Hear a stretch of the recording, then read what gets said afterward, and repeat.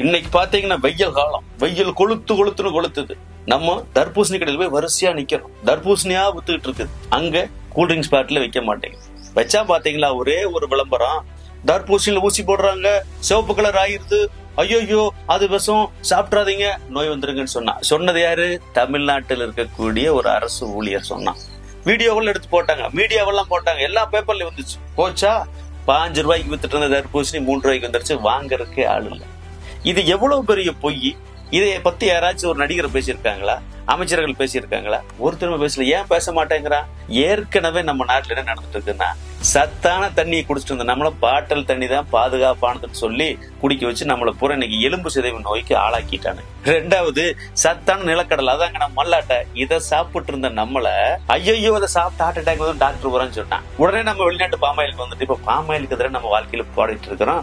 Heart attack வந்து செத்துட்டு இருக்கிறோம். அடுத்தது பாத்தீங்கன்னா தரமான உணவு, நம்ம மரபு உணவு, கல்ல குடிச்சிட்டு இருந்தோம். உலகத்துல எந்த நாட்டிலயுமே கல்லுக்கு தடை இல்லைங்க, நம்ம தமிழ்நாட்டுல தான் இருக்குது. அந்த கல்லை தடை பண்ணிட்டு என்ன பண்ணானுங்க? வெளிநாட்டு சாராய், அதை டாஸ்மாக் கொடுத்தாடுங்க. இன்னைக்கு எல்லாம் அல்பாயுஸ்ல போயிட்டே இருக்கிறோம். உலகத்திலேயே சத்தான தரமான உணவு இது.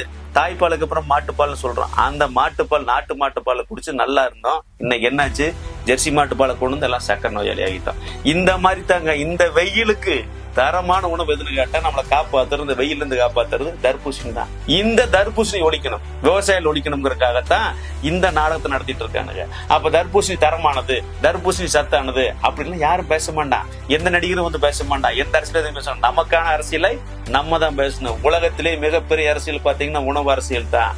உணவு வணிகம் தான் மிகப்பெரிய பெருசு. அப்ப எங்க வியாபாரம் பெருசா இருக்கு, எங்க வருமானம் பெருசா இருக்கோ அங்கதான் எல்லாரும் வருவான். நம்மகிட்ட இருக்கிற வியாபாரத்தை பிடிக்கி கார்பரேட் கம்பெனியோட வியாபாரம் மாத்திரக்கு வருவான். எனவே தர்பூசணி தான் சத்தானது, தர்பூசணி தான் தரமானது, அது நம்ம நாட்டு உணவு பொருள். இந்த கார்பரேட் கம்பெனிக்கு யாரு கூல்ட்ரிங்க்ஸ் விற்கிறதுக்காக இந்த ஏற்பாடு செஞ்சுட்டு இருக்கிறான். எனவே எல்லா மக்களும் தர்பூசணி 1க்கு பதிலா 2 வாங்குங்க, 4 வாங்குங்க, தினசரி குழந்தைகளுக்கு கொடுங்க. இந்த வெயிலுக்கு உடம்புக்கு நல்லது, அனைத்து சத்துக்களும் இருந்தது.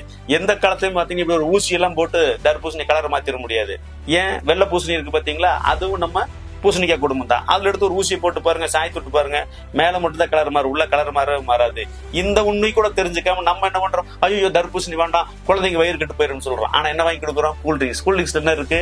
வெறும் தண்ணிங்க, நம்ம தண்ணி, வெறும் சாய பவுடர், சக்கரை தண்ணி. இதை வச்சுட்டு நடிகர் விளம்பரத்துக்கு வர்றான். நம்ம என்ன பண்ணிட்டு இருக்கிறோம்? அதை குடிச்சிட்டு நோயாளி ஆயிட்டு ஹாஸ்பிட்டலுக்கு போயிட்டு இருக்கிறோம். எனவே தர்பூசணி சாப்பிடுங்க, தர்பூசணி தரமானது, உடம்புக்கு நல்லது. இந்த வெயிலுக்கு இதை தவிர சிறப்பான உணவு எதுவுமே கிடையாது. இந்த வீடியோவெல்லாம் யாரு நீங்க பார்த்துட்டு அப்படியே கடந்து போக கூடாது. எல்லாரும் அனுப்புங்க, வாட்ஸ்அப்ல ஸ்டேட்டஸ் வைங்க. நமக்காக யாரும் பேச மாட்டாங்க, நம்ம தான் பேசணும்.